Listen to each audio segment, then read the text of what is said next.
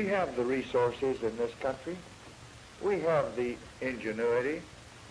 We have the courage and we have the compassion, and we must, in this decade, bring all of these strengths to bear effectively so that we can lift off the conscience of our affluent nation the shame of slums and squalor and the blight of deterioration and decay. We must make sure that every family in America lives in a home of dignity, in a neighborhood of pride, and a community of opportunity, and a city of promise and hope. And this legislation represents the single most important breakthrough in the last 40 years. Only the Housing Act of 1949 approaches the significance of this measure. And in years to come, I believe this act will become known as the single most valuable housing legislation in our history. The Housing and Urban Development Act of 1965 retains and expands and improves the best of the tested programs of the past. It extends and gives new thrust to the FHA mortgage insurance program so that millions of Americans can come toward attainment of new homes in the future, as millions already have under that program in the past. It opens the way for more orderly and cohesive development of all of our suburbs.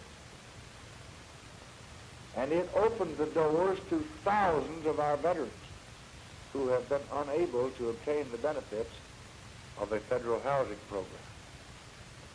It extends and enlarges and improves the urban renewal program so that we can more effectively challenge and defeat the enemy of decay that exists in our cities. It faces the changing challenge of rural housing,